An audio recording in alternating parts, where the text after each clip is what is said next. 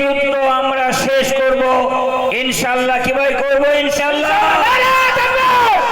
শুরু করেছে নরেন্দ্র মোদী, শেষ করব আমরা। নরেন্দ্র মোদী এলান দিয়েছে, যুদ্ধের এলান। আমরা কবুল করেছি, গ্রহণ করেছি, চ্যালেঞ্জ করেছি। আমরা যুদ্ধ করতে ভালোবাসি, আমরা যুদ্ধের জন্য প্রস্তুত।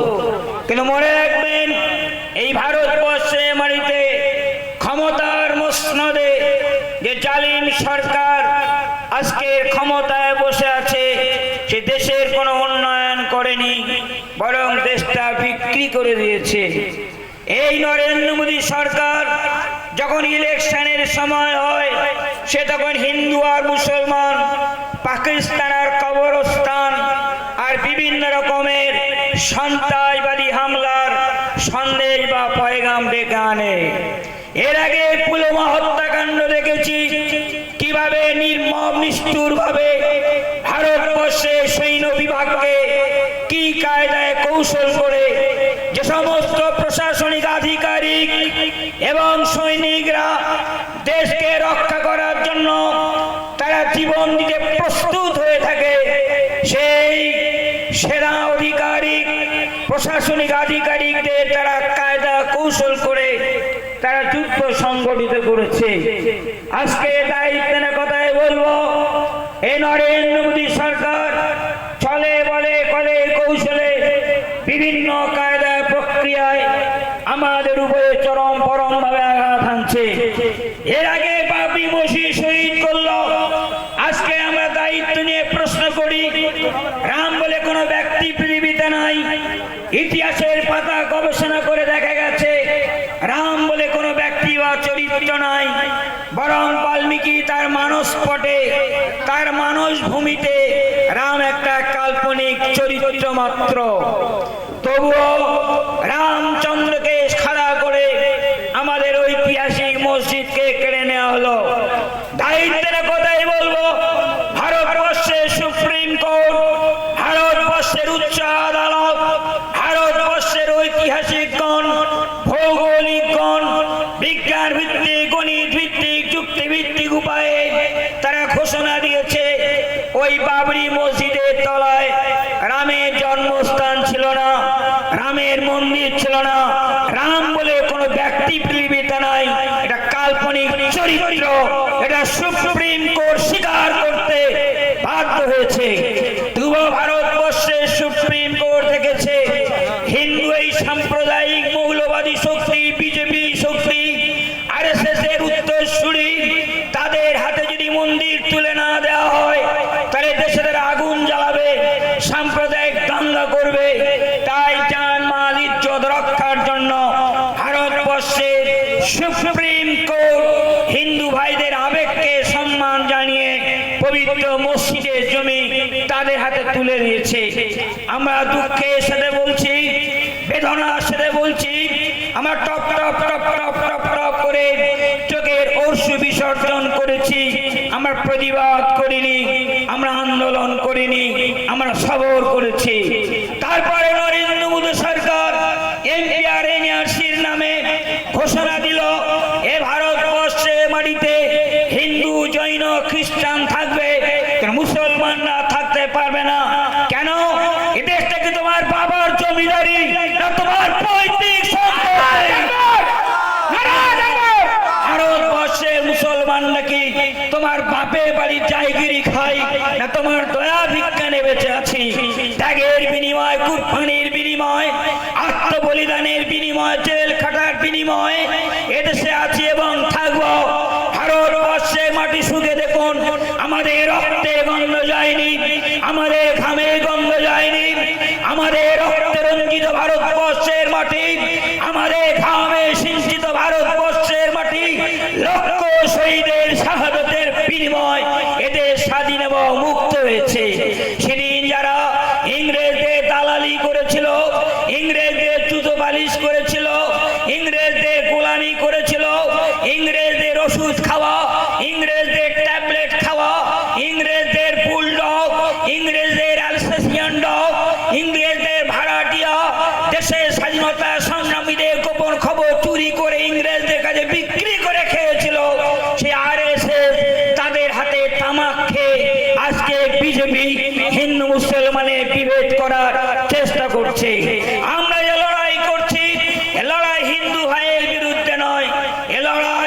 সংবিধান বাঁচানোর লড়াই। কেননা 192 জন হিন্দু এমপি তারা আমাদের পক্ষে এবং এই কালা কানুনের বিরুদ্ধে ভোট দিয়েছে। আমাদের জন্য হিন্দু ভাইরা তারা ভারতবর্ষের সুপ্রিম কোর্টে তারা আপিল জানিয়েছে। এই ভারতবর্ষের হিন্দু মুসলমান একসাথে হাজার হাজার বছর ধরে আত্মীয়তা, বন্ধুত্বের, ভ্রাতৃত্বের পরম্পরায় আমরা এখানে বেঁচে আছি এবং থাকবো। ইংরেজদের দালালেরা আবার দেশ থেকে পুনরায় ভাগ করার জন্য আবার চেষ্টা সৃষ্টি করেছে। একবার তারা পাকিস্তান সৃষ্টি করেছে, আমরা মেনে নিয়ে নাই। আমরা পাকিস্তান প্রস্তাবকে প্রত্যাখ্যান করেছিলাম। আমাদের আকাবির মৌলানা আবুল কালাম আজাদ তিনি বলেছিলেন, মুসলমানও, হে মুসলমানেরা তোমরা কোথায় যাচ্ছ?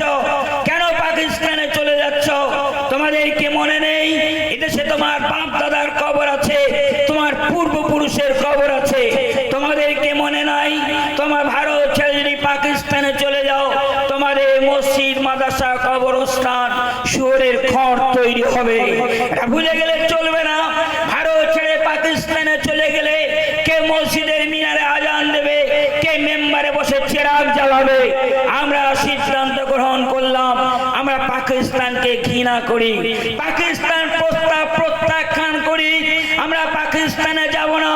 পাকিস্তানে যেমন আল্লাহ আছে, হিন্দুস্তানে তেমন আল্লাহ আছে। আমরা মুসলমানরা ভারতবর্ষে রয়ে গেলাম। আজকে দায়িত্বের কথাই বলবো, ইংরেজদের দালাল তোমরা। আমরা যখন লড়াই করছি টুপিওয়ালা, দাড়িওয়ালা, মৌলানা, মৌলবী লড়াই করছি স্বাধীনতার যুদ্ধে, তোমরা ঠাট্টা করে কবিতা লিখে বিলি করেছিলে। একেবারে মারা গেল যত চাপ ধরে, হ্যাস ফ্যাস করে যত ফ্যাস করে নেড়ে, মাঝি মোল্লা তওবাতুল্লাহ দাড়ি পাল্লা ধরি, মারে আর মরে বলে মরি আল্লাহ মরি। হিন্দু ভাইদের উৎসাহিত করেছিলে। মুঘলদের আমরা তাড়াতে পারিনি। ইংরেজরা ভালো, ইংরেজরা আমাদের দেবতা, ইংরেজদের সাহায্য করে মুঘলদের তাড়িয়ে দিয়েছে। ইংরেজরা থাক। তাই হিন্দু ভাইদের উৎসাহিত করে বলল, চিরদিন হয় যেন ব্রিটিশের জয়, ব্রিটিশের হয় লক্ষ্মী চিরস্থায়ী রয়। ভারতের প্রিয় পুত্র হিন্দু সমুদয় মুক্ত কণ্ঠে বলো সবে ব্রিটিশের জয়। সেদিন যারা ব্রিটিশের জয় গান গাইল, স্বাধীনতা সংগ্রামীদের গোপন খবর চুরি করে ইংরেজদের কাছে বিক্রি করে খেলো।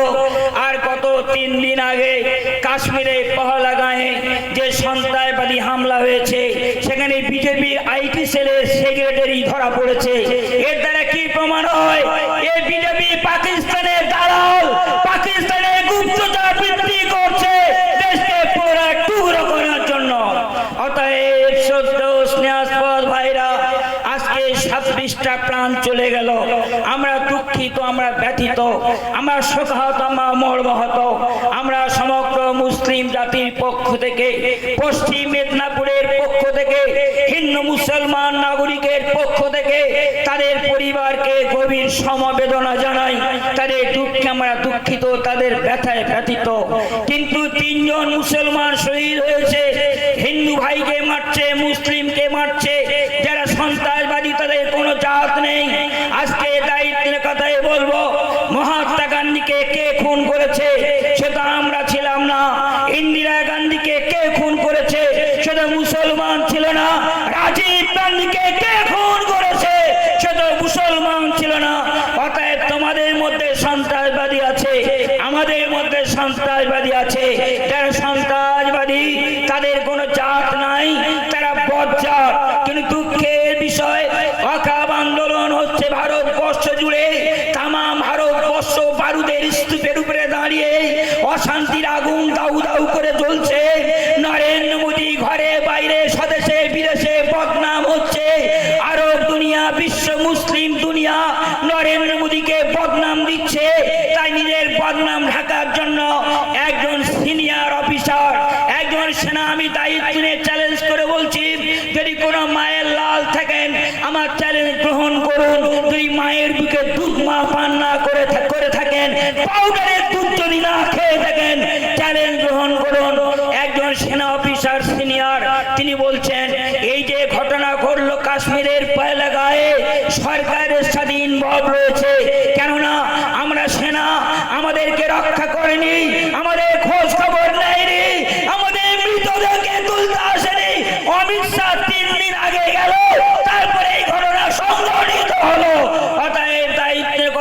বলবো, যত দোষ নন্দ ঘোষ আজকে মুসলমানদের বিরুদ্ধে দোষটা চাপিয়ে দিয়ে আমাদের আন্দোলনকে ঠান্ডা করার চেষ্টা করছে।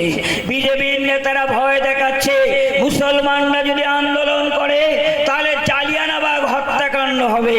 তুমি কাকে ভয় দেখাচ্ছ? যে মৃত্যুকে আলিঙ্গন করে, যে মৃত্যুকে পিয়ার করে, যে মৃত্যুকে চুম্বন দান করে, যে মৃত্যুর সাথে পাঞ্জা লড়াই করে, যে মৃত্যুকে পায়ের ভিত্ত মনে করে।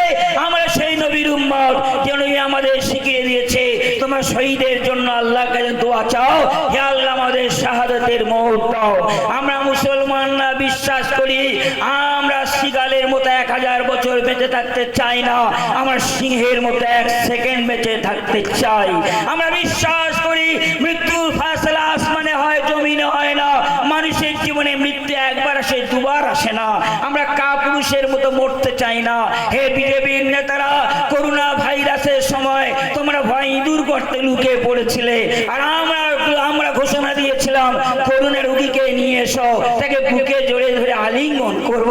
করোনা রোগীর সঙ্গে একই দস্তরখানা খানা খাবো, তাকে বুকে জড়িয়ে ধরে শুয়ে থাকবো। যে করোনায় মারা যাবে নিজে হাতে গোসল দিয়ে কবরে তাকে দাফন করব। কেননা মৃত্যুকে আমরা বিশ্বাস করি একবার আসে, দুবার আসে না। আর মৃত্যু উপরে ফয়সালা হয়, নিচে হয় না। তাই মরণের ভয় দেখে লাভ হবে না। জালিয়ানবাগ হত্যাকাণ্ডে মুসলমানদের গুলি করেছিল ইংরেজদের দালাল general Dyer. General mister Dyer মুসলমানদের গুলি চালালো, প্রতিবাদে ঝড় উঠলো। কি অপরাধ করেছিল? তুমি গুলি করে মারলে। বেয়াদব বলল, মুসলমানরা পালিয়ে যেতেছিল।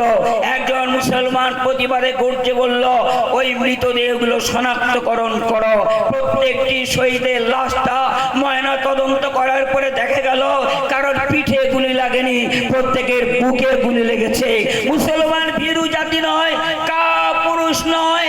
তারা বুকটিতে লড়াই করতে জানে, তারা শহীদ হতে জানে, তারা জানে শহীদ হলে জান্নাত অপেক্ষা করছে, আর বিজয় লাভ করলে গাজী হিসেবে চিহ্নিতকরণ হবে। অতএব আজকে বলল যে তোমরা জালিয়ানবাগ হত্যাকাণ্ড হবে। এই দেশে আমরা আন্দোলন করলে আমাদের বুকে গুলি মেরে ঝাঁঝরা করে দিবে। আমরা চ্যালেঞ্জ করে বলছি, চালাও গুলি, চালাও গুলি, চালাও। আমাদের সিনা রেডি আছে, সিনা খুলে দিচ্ছি, চালাও গুলি, চালাও। আমরা বুকের বোতাম খুলে দিচ্ছি। এই বুকটা গুলি খাওয়ার জন্য ছটফট করছে। আমাদের মা আমাদের জন্ম দিয়েছিল জেলখানা দেওয়ারে চুমা খাওয়ার জন্য, মৃত্যুকে আলিঙ্গন করার জন্য। তোমাদের গুলি শেষ হয়ে যাবে, কিন্তু মুসলমানের সিনা শেষ হবে না, তাদের বুক শেষ হবে না। আমরা লক্ষ লক্ষ মুসলমান প্রাণ দিতে তৈরি। আমাদের রক্তের উপর দিয়ে, আমাদের মৃতদেহের উপর দিয়ে, আমাদের শহীদের লাশের উপর দিয়ে, আমাদের কুইন্টাল কুইন্টাল টন টন নদী নদী সাগর সাগর রক্তের উপর দিয়ে আবার ভারতবর্ষে নতুন সূর্য উঠবে। আগামী প্রজন্ম মাথা উঁচু করে সম্মানের সাথে সংবিধান বুকে নিয়ে, মাথায় কোরআন নিয়ে মাথা উঁচু করে বেঁচে থাকবে। আর আমরা যদি মরি আন্দোলন করব না, প্রতিবাদ করব না, রক্ত দেব না, গাম দেব না। আমরা কাপুরুষের মতো ঘরে শুয়ে ঘুমিয়ে থাকবো, কিন্তু মৃত্যু আমার হবে, কিন্তু কাপুরুষের মতো মরণ হবে। আমি একা মরবো না, আমাদের প্রজন্ম, আমাদের উত্তরসূরি, আমাদের সন্তান সন্ততি, আগামী ভবিষ্যতের প্রজন্ম, তারাও মরবে। তাই মরার আগে মরে যাও, অর্থাৎ আগে শাহাদাত বরণ করো। আমরা যদি শহীদ হতে পারি, আমরা যদি মরতে পারি, তাহলে আমাদের জাতি, আমাদের প্রজন্ম মাথা উঁচু করে বাঁচবে। আমরা ইতিহাস দেখেছি, বাংলাদেশের বুকে ছাত্র যুবরা রক্ত দিয়েছে, ওলামায়ে কেরাম জেল খেটেছে, মাদ্রাসার ছাত্ররা প্রাণ দিয়েছে। অনেক রক্ত, অনেক রক্ত, ঢাকা রাজপথ রক্তে ভিজে গিয়েছে। তাই বেয়াদব হাসিনা এদেশে পালিয়ে এসেছে। আর আমাদের নরেন্দ্র মোদীর স্বভাব খুব খারাপ। এর পরের জিনিসটা খুব ভালো লাগে। এর বিরুদ্ধে বই অভিযোগ করেছে যে আমার স্বামী আমার ভাত কাপড় দেয় না। ছি ছি, কত বড় লজ্জা! বিশ্বের দরবারে ভারতবর্ষের প্রধানমন্ত্রী নরেন্দ্র মোদী তার বিরুদ্ধে তার স্ত্রী অভিযোগ করছে যে আমার স্বামী আমার ভাত কাপড় দেয় না, আমার স্বামী আমার সম্মান দেয় না, আমার মর্যাদা দেয় না। ও পরের জিনিস খুব ভালোবাসে, হাসিনাকে ভাড়া করে এনে ভালোবাসবে, হাসিনাকে পিয়ার আর মহব্বত করবে, নিজের বিবিকে ভালোবাসবে না। এটা নরেন্দ্র মোদীর স্বভাব। তাই নিজের সম্পত্তি সম্পত্তি ছেড়ে দিয়ে এখন মুসলমানদের সম্পত্তি কেড়ে নেবে। পরের জিনিস তোর খুব ভালো লাগে, লুটেরা, খুনেরা, ডাকাত, স্বৈরাচারী, অত্যাচারী, অহংকারী, কালোবাজারি, বিয়াদব, বদমায়ে, বদনামি, বেহায়া, নির্লজ্জ, অপসংস্কৃতি ধারক নরেন্দ্র মোদী, তুমি হুঁশিয়ার। তুমি তো একটা নপুংসক, তুমি তো একটা নপুংসক, তুমি তো একটা বিয়াদব, তুমি তো একটা হিজড়ে প্রধানমন্ত্রী। তোমার লজ্জা করার দরকার। হিজড়ে মহিলারা আন্দোলনে নেমেছে এই নরেন্দ্র মোদীর বিরুদ্ধে। আজকে দায়িত্বের কথাই বলবো। তাই এখন আমাদের নিঃশ্বাস বন্ধ হয়ে যাচ্ছে, আমাদের বাঁচার কোনো পথ নেই, আমাদের পিঠটা দেয়ালে ঠেকে গেছে। অনেক সহ্য আমরা করেছি, কিন্তু আর সহ্য করার জায়গা নেই। আমাদের মসজিদ, আমাদের মাদ্রাসা আমাদের জান, মসজিদ আমাদের প্রাণ, কবরস্থান আমাদের জান, মসজিদ আমাদের প্রাণ। মসজিদ বন্ধ করে দিবে, মাদ্রাসা বন্ধ করে দিবে। এর আগে আওরঙ্গজেবের নামে মিথ্যে বদনাম দিয়ে বলল যে আওরঙ্গজেব মন্দির ভেঙেছে। আমি মাওলানা আবুল কাসেম রসুলি দায়িত্ব নিয়ে চ্যালেঞ্জ করে বলছি, আমি নবান্নের, আমি 3টে বিভাগের উপদেষ্টা মন্ডলীর সদস্য। আজকে পুলিশ প্রশাসন ভালো করে এটা জেনে রেখে দিক, আমি নবান্নের 3টে বিভাগের আমি উপদেষ্টা মন্ডলীর সদস্য। আমি দক্ষিণ 24 পরগনা জেলা পরিষদের আমি এক্স ডেপুটি স্পিকার ছিলাম। আজকে দায়িত্ব নিয়ে চ্যালেঞ্জ করে কথাই বলতে চাই, এই নরেন্দ্র মোদী শুধু মুসলমানদের শত্রু নয়, এই হিন্দু ভাইদের শত্রু। কেননা 702টো মন্দির ভেঙেছে গুজরাট মডেল করার জন্য। এই 702খানা মন্দির ভেঙে দিয়েছে। হিন্দু ভাইদের মন্দির নিয়ে মাথা ঘামায় না, আমরা মুসলমানরা আমরা মসজিদ নিয়ে মাথা ঘামাই। তাই বেদে আছে যে মোহাম্মদের পথ নিয়ে চলো, কোরআনের পথ নিয়ে চলো। আল্লাহ জ্যেষ্ঠং শ্রেষ্ঠং পরম পূর্ণম আল্লাহ আল্লাহ লা ইলাহা মুহাম্মাদান কালবার সাতিল্লাল্লাহ তিল্লাল্লাহ পিতাং নাম দাস বিষ্ণু মাতাং নাম গচ্ছিতাং গোমাং শুভস্করেত হোতা মহেন্দ্র সস্যকার সম নীতে লা ইলাহা হরপে পাপম ইল্লাল্লাহ পরম পাদম পরম বৈকুণ্ঠমালা নামে জপি মুহাম্মাদাং ইয়া দেবী সর্বভূতে বহু রূপে নমস্তিতে সংহারিতে নমস্তিতে নমস্তস্যাই নমস্তস্যাই নমস্তস্যাই নমস্তুতে নমো নমঃ। হিন্দু ভাইদের ধর্মগ্রন্থ বেদে লেখা আছে মোহাম্মদ, হযরত মোহাম্মদ মুসলমানদের যে নবী, শেষ নবী হযরত মোহাম্মদের পথ ধরো, তার পথ নিয়ে চলো, তার নিয়ে জপ তপ করো, তবে তুমি স্বর্গে যেতে পারবে। আর মোহাম্মদকে ছেড়ে তুমি স্বর্গে যেতে পারবে না। স্বামী বিবেকানন্দ বলছেন, হযরত মোহাম্মদ সম্বাদের মহান নেতা রামকৃষ্ণ পরমহংসদেব বলছেন, বইটা আমার কাছে আছে প্রমাণ সমেত। রামকৃষ্ণ পরমহংসদেব বলছেন মোহাম্মদের আদর্শ ছাড়া এই পৃথিবীতে শান্তি আসতে পারে না। মনে রাখবেন, গুগলে গিয়ে জিজ্ঞাসা করুন পৃথিবীর শ্রেষ্ঠ মহামানবের নাম কি, গুগল আপনাকে জবাব দেবে হযরত মোহাম্মদ। আর গুগলকে যদি আপনি প্রশ্ন করেন পৃথিবীর সবচেয়ে বড় ক্রিমিনালের নাম কি, নরেন্দ্র মোদীর নাম দিচ্ছে কম্পিউটার মেশিন বলছে আনডক্টরেটলি modern age maybe code of science but help of science man has made all out in Mr. of the level of nature stone victorial food piece among it higher Narendra Modi I am time punished I punish to her Narendra Modi I am first Muslim second Muslim third Muslim then I am Indian। আজকে দায়িত্বের কথাই বলবো, হে নরেন্দ্র মোদী, তুমি ইতিহাস জানো না, তোমার লোকজন বিজ্ঞান মানে না, তাই তুমি পেশাব খাও। রোগ হয়েছে, করোনা ভাইরাস হয়েছে, গরুর পেশাব খেলে রোগ ভালো হয়ে যাবে, গোবর খেলে রোগ ভালো হয়ে যাবে, দুধের মধ্যে সোনা পাওয়া যাবে। তাম পৃথিবী বলছে এরা কাঁচা বোকা, পাকা বোকা, কাঁচা বোকা, খাসা বোকা, পচা বোকা, বোকা নম্বর ফার্স্ট ক্লাস, বোকা কম গোল্ড মেডেল স্টার মার্ক পেয়েছে, কোনোদিন পেশাবে রোগ সারতে পারে না। সেই নরেন্দ্র মোদী জেনে রাখা দরকার, আমরা সেই মুসলমান, আমরা পাকিস্তানকে ঘৃণা করি। তাই আব্দুল হামিদ খান, বীর আব্দুল হামিদ খান পাকিস্তানের কামানের সামনে বুক পেতে দিয়েছিল। নরেন্দ্র মোদী, তোমার কি জানা নাই ব্রিগেডিয়ার উসমান পাকিস্তানের ক্যাম্পের ভিতরে ঢুকে সেখানে লড়াই করে শহীদ হয়েছিলেন? তোমার কি জানা নাই কারগিল যুদ্ধে মুসলমান, তার নাম হানিফ উদ্দিন, পাকিস্তানের কমান্ডারদের হটিয়ে দিয়ে কার্গিল পাহাড়ে জাতীয় পতাকা উত্তোলন করেছিল আল্লাহর নামের প্রতিধ্বনি দিয়ে। আজকে তাই তুমি এই কালা কানুনকে প্রত্যাহার করো। আমাদের শরীরে এক ফোঁটা রক্তবিন্দু থাকতে, আমাদের শরীরে এক ফোঁটা রক্তবিন্দু থাকতে আমরা এই কালা কানুনকে মেনে নেব না। ভারতবর্ষের সংবিধানের 25 আর্টিকেল নাম্বার 1, সংবিধানের 626 আর্টিকেল নাম্বার 1, সংবিধানের 14 ধারা, সংবিধানের 25 ধারা, সংবিধানের 26 ধারা, সংবিধানের ফান্ডামেন্টাল রাইট ডাইরেক্ট প্রিন্সিপাল প্রস্তাবনায় সেখানে পরিষ্কার লেখা আছে এদেশে যারা জন্মগ্রহণ করেছে তাদের ধর্ম, তাদের শিক্ষা, তাদের স্বাস্থ্য, তাদের সংস্কৃতি, তাদের সভ্যতা, তাদের তাহজিব, তাদের তামান্না, তাদের সম্পদ এবং তাদের সম্পদগুলো তারা নিজস্ব দায়িত্বে নিয়ে থাকবে। সেখানে পৃথিবীর কোন শক্তি হস্তক্ষেপ করতে পারবে না। তাই শেষ পরিসরে আপনাদের বলবো, মনে রাখবেন ব্রিগেডে একটা মহাসম্মেলনের ডাক দেওয়া হয়েছিল, কোটি লক্ষ লক্ষ মানুষের ভিড় হতো, কিন্তু পিছন থেকে কলকাঠি নেড়ে কোন অশুভ শক্তি সেই ব্রিগেডের পারমিশন দিল না। আমরা হাইকোর্টে গিয়েছিলাম, হাইকোর্ট বলেছে অনুমতি দেওয়ার কথা বলেছে সন্তোষজনক ভাবে। তবে এই যে ঘটনা ঘটে গেল কাশ্মীরের, এই ঘটনার জন্য আপাতত আমরা ব্রিগেড সম্মেলনকে আমরা বন্ধ রেখেছি। কেননা আমরা শোকাহত, আমরা মর্মাহত, ভারতবাসী আমরা দুঃখিত। তাই কয়েকদিনের জন্য শোক সন্তোষ পালন করার জন্য আজকে ব্রিগেড আপাতত বন্ধ আছে। এরপরে জানিয়ে দেওয়া হবে আমরা প্রত্যেকটি মানুষ রেডি থাকবো, আমরা কারোর দিকে তাকাবো না। যে বলবে ব্রিগেডে যাও না, মনে রাখবেন তার কোনো স্বার্থ লুকিয়ে আছে। হয় 26 সালের টিকিটটা দরকার, 26 সালের এমএলএ টিকিট নিতে হলে একটু সরকারের জুতো বালিশ তো করতে হবে, হয়তো তার 26 সালের টিকিটের দরকার। কিংবা বিজেপি মারবো ধরবো করছে, শুভেন্দু বলছে মুসলমানকে মেরে দাও।